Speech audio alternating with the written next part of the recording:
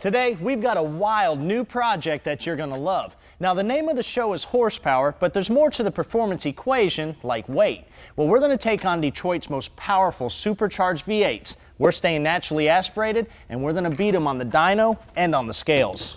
And we're going to do it with this. It's a 95 Nissan 240 SX 4-banger we picked up for $2 grand. Now, before you start the hate mail, hear us out. This car, as it sits, weighs 2,705 pounds. And even after it gets its All-American LS, it'll have a better power-to-weight ratio than any of these cars. You see, it's all about ponies versus pounds. The GT500 has a power-to-weight ratio of 7 pounds per horsepower. The ZL1 Camaro, 7.1 pounds. And the ZR1 Corvette is 5.3. We're targeting our 240's LS will dyno at about 630, and weighing less than 2,800 pounds, we're shooting for just 4.4 pounds per horsepower. We're not the first to come up with this 240 LS combination. It's one of the most popular swaps these days and for a lot of good uses. They make competitive drag racers, road racers, autocrossers, and tire-scorching drifters, not to mention potent street machines. These cars are known for having a pretty stiff chassis, plenty for a 155 horsepower stock 4-banger, but we're going to graft in 630 horsepower, so we had to add quite a bit of strength. The cage is a 6-point that uses a standard main hoop. The 2 rear down bars tie into the rear strut towers for improved chassis rigidity. Now, the diagonal bar strengthens the area around the driver's head in case of a rollover. The main hoop ties into 3 16-inch plate and gussets that will distribute the load in case of an impact. A radiused halo follows the roofline to the A-pillar bars. They drop through the dash vents and intersect the factory dash bar. Then they tie into the floor with more 3 16-inch plate. We'll be using this Pilar LS engine for mock-up purposes in this project. The one we're building, though, is a 402-inch stroker that started life as an LS2. Right. The School of Automotive Machinists has it now for block work and balancing. Plus, they're machining a pair of LS3 heads using one of their special CNC programs. We're on to the teardown with some extra hands. Tear it up. I'm tearing it up. You are. We've admired Trucker Booth's work in the past, and he stepped up to help us with the project. First, getting rid of the stock exhaust. The drive shaft also comes out. Grab that drain pan. Ready? As well as the trans cross member. There's nothing in it anyway. You didn't put anything in it. That's dry. Now all the plumbing and electrical parts attached to the engine can go away as well. I was actually a little surprised at how quick it was with this little motor in it. Wasn't bad. All right, trucker, come on in. You got it. All right, your tension's up. There she is. All right, hang on. Catching on the core support. Yep, we're good now. No, we're caught on it. All right. The stock iron block inline 4 weighs right at 371 pounds. And even adding 4 more cylinders and 400 more horsepower with our LS, we only gain about 70 pounds of weight. Bolted together, the engine and trans hit the scales at 495 pounds. We'll weigh the new combo later and see how they compare. Next, we pull the engine harness through the firewall and it won't be used again. You don't worry about me, Kemosabe. You look forward. After pressure washing the 240's engine bay and undercarriage, it's back inside for the last bit of teardown business. During hard acceleration, the factory independent suspension squats, causing negative camber. And that sacrifices traction. So the rear IRS has to go. Trucker, this thing's bigger than you. Can you get it up there? We'll see. But first, for comparison purposes, we want to check the weight of the stock IRS setup. What we got? 272. Pretty heavy. Last to go is the fuel tank. That thing is molded to everything. We're going to need some of that space for the new rear end. Ready? Plus, a fuel cell will be a lot safer. Now that'll give us a clean canvas to work with, starting up front in the engine bay.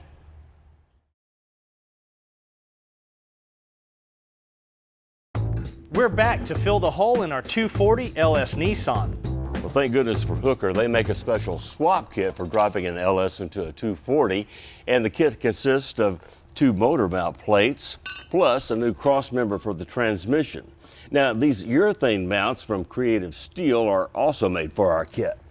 They use high-grade hardware with an interlocking steel framework, and that helps eliminate engine movement during acceleration. They also act as a safety device during a crash by keeping the engine in place. And we can drop the engine right into the factory K-member mounting holes with no fabrication. Look at how much room is on the back side of the engine. Plenty of clearance for the headers on both sides. You know what the best thing is? What? No modifications to the tunnel for the transmission. That's going to be nice. When it comes to banging gears, American Powertrain has got you handled. Now they sent us this Tremec TKO 600 road race version that has a 0.82 overdrive. Now what that means is when you go into fifth gear, you're not going to have as much of an RPM drop as you would with a standard TKO 600. Now up front is a 26 spline chromoly input shaft that ties into a chromoly gear set. Now to handle all the power of RLS, this thing has a constant load rating of 600 foot-pounds. Now that basically means that it can handle more torque for a shorter period of time. A Tremec aluminum bell housing will attach to the block. We'll fill you in on the flywheel and clutch setup later on. The Hooker crossmember was designed for a 6-speed out of an F-body. With our 5-speed, we knew a mod was going to be needed. We'll have to cut a notch here to clear the tail of the transmission case. Trucker will first drill a couple of holes into the corners, then move to the bandsaw and cut out a notch. Next, for mounting purposes, he TIG welds a plate to the crossmember. The crossmember bolts up to the transmission using an ISOX ballistic mount from our trans kit. Swapping out the stock rear suspension for a solid axle is going to save us a lot of weight, and here's why. Curry's new rear end has an aluminum center section that's cast from 206 T6 aluminum and ribbed for added strength. Now inside is a set of 389 gears that rides on a locker and 35 spline axles. Now steel 3-inch tubes make it easy to mount all of our standard industry brackets. For that, we're going to use these builder parts from Rusty's Off-Road. Now Rusty makes these kind of parts for guys who want to build their own suspensions. Now all the tabs and brackets are laser cut from 3/16 and a 1/4-inch steel. If you don't see a bracket you need, send them a template and they'll build it for you. And they also offer Heim and tube kits to build your own control arms. Now the tabs for the upper control arms are tacked onto the axle tubes. And with a bar in place, which the other end of the upper is attached to, tube gussets to reinforce it to support the pulling force on the upper bar during hard acceleration. Now it can be removed and fully welded on the table. Then fully welded into the car. Finally, strengthening gussets will tie the bar into the floor for added strength. Up goes the Curry rear end, and the control arms can be bolted to the tabs, and the whole assembly can be suspended. The axles can be slid in next, followed by Bear's SS4 brake kit, which uses a billet backing plate that also houses the parking brake. A cross-drilled and slotted 12-inch one-piece rotor goes on next. Finally, the black SS4 calipers with stainless pistons and dual seals to meet DOT specs. And the feeler gauge tells us the rear end is done, but there's a lot more to do.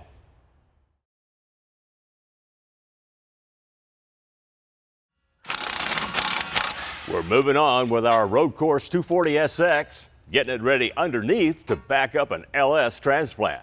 And all that horsepower calls for superior braking power. We'll have that handled with these 5-lug hubs, which attach to Bear Track 4 front brake kits. Now, this is a one-off just for us, but it'll soon be in their catalog. Suspension is very critical as well. These coilovers are Stance USA Super Sport Pluses, and they're all about adjustability, from the built-in camber plates to the preload adjustment here, ride height adjustment here, and on the other side, 15 different settings to adjust the damping. The coilovers bolt to the factory spindle using original hardware. The dust shield is removed. Then the top of the strut mount is tightened. The stock hubs are 4-lug. These are from a 240SX LE model that was equipped with ABS. A preload washer goes on, followed by a retaining nut. And to ensure it stays in place, tap the nut crown against the thread voids and install the dust cap.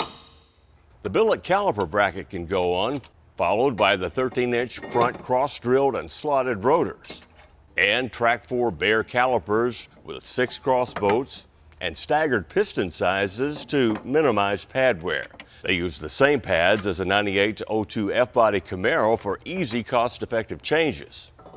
Next, we can mock up our headers. They're hookers specially designed for this LS240 swap. They're stainless steel with 3-inch collectors and 1 7/8-inch primaries. Trucker's going to fab the exhaust from a universal muscle car kit from MagnaFlow. Starting at the header collector, 2 slip pipes, and a pair of 45-degree bends will be cut to length to meet a 3-inch X pipe. From there, more pipe to a set of MagnaFlow 6-inch round race series mufflers. A final pipe will exit the car in front of the rear tires. Fuel delivery is just as important as a well-built engine. That's why we're using one of Aeromotive's fuel systems. Now this is their Stealth 15-gallon fuel cell that houses a pre-filter and A1000 fuel pump inside. Now the pump will support 1,300 horsepower in naturally aspirated form. Now the tank is fully TIG welded and baffled inside to ensure fuel is always at the pickup of the pump during any driving condition. Now it has a -10 feed, -8 return, and 2 check valves. They even took the extra step to put a 0 to 90 ohm fuel level sender inside. To mount it in the car, 1-inch angle iron with 45-degree cuts will be welded together using a square. Now the size is slightly larger than the cell, and this will allow the cell to sit inside of it. It'll get welded in on the corners and boxed in with 16-gauge plate that was bead rolled for extra strength. To hold the cell in place, flat stock is attached to the base, followed by foam to cushion the cell. With it in place, aluminum brackets will attach to the flat stock to lock it in. We lowered the rear end to get some duplicolor engine paint on the bare metal surfaces. Now remember the weight of the old independent rear suspension? What we got? 272. Here's what the complete 9-inch weighs. 261 pounds. That's 11 pounds less for a huge increase in strength and performance. Now I'll coat a semi-gloss black paint to finish off the housing, and it can go back up. That's it. To finish the fuel system, a line from the pump outlet to a 10-micron billet fuel filter. I'll mount it using an aluminum bracket. From there, we'll follow the subframe rail to the engine compartment. We're using some DEI Cool Tube Extreme to protect from heat and chafing. A return style regulator is a must for this setup. Aeromotive's regulator is adjustable from 30 to 70 psi and has a boost and vacuum reference port. Now we can make the connection to the fuel rails. 2 lines from the Y block will go to the back of the fuel rails. This way, the rails are first in line to get the pressurized fuel from the pump. Out of the rails are 2 lines that will go to the regulator. A final line will run back to the tank. Returning fuel after the rails highly reduces the chance of dropping pressure at the injectors. Another system down and a couple more to go. We'll get that handled next.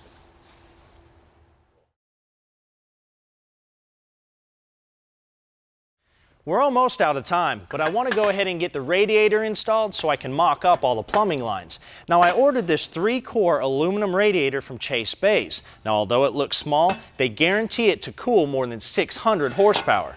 Now this thing comes with twin electric fans, a -16 inlet and outlet, fittings and bungs to install it all, and to get cooling in, a remote filler neck. It mounts under the core support to gain us almost 6 more inches of room. That'll come in handy for the accessory drive. Remember, that's a foam engine in the car. Now it has to be removed to make way for the real power plant, which just got here from SAM, the School of Automotive Machinists. Now they did all the machine work and blueprinted this LS2 to 402 cubic inches using a Lunati rotating assembly. Now the heads are CNC ported LS3s. Now this little combination we came up with should make about 600 plus horsepower on pump gas. Now remember, this little car is only going to weigh about 2,700 pounds when we're finished. It should handle like a shifter cart. Now we'll go ahead and assemble, dyno, and install that motor next week, and we may even take it to the track. You deserve it. I'm sure you're not opposed to saving time and money, even when it comes to upgrading your street machine suspension. Well, let's say you want to build your own front strut assembly. You'd have to go out and buy all these individual components and a few more, borrow or rent a spring compressor, and well, you'd have lots of work ahead of you. Or for 60 bucks, you can get this pre-built Monroe Economatic strut assembly and save all that work. For 40 more bucks, you can even step up to their twin tube premium quick strut version. Either way, it's a smoother way to getting a better ride in your car, and you can find both of them at rockauto.com. For any of us gearheads, space in the shop is always a concern. And whether it's an at-home garage or a full-time shop, moving engines around from place to place can be a real bear. Now, we've all seen engine cradles for small block and big block Chevys, but I bet some of you guys didn't even know that Summit Racing now offers engine cradles for all sorts of engines. Like this one for a big block Chrysler. And it comes with casters for easy movement. But if you're loading up and headed out to the dyno, you can remove the casters, add a lift plate, and you'll be loaded up in the back of a truck in minutes without having to worry about using an old tire to keep her steady. Or you can use them like we do, secure them to a pallet for shipping or storage. Now the best part is, they only cost about 50 to 100 bucks. How does this sound to you? Adding some cool classic styling to your hot rod, along with the benefits of modern day technology. Well, that's what you get with this new Ingles side draft EFI system. It's designed to fit up to any 4150 intake manifold flange. It comes with the rails, sensors, and of course the linkage. And it's designed somewhat to be a value-priced alternative to a full-on H-stack setup. Now, it works with a fast EFI system, and you can get these optional plug-in filters that'll give you plenty of cool, fresh air as you ride down the road. Price for this setup, about $3,300 bucks. Well, we gotta go. We'll see you next time.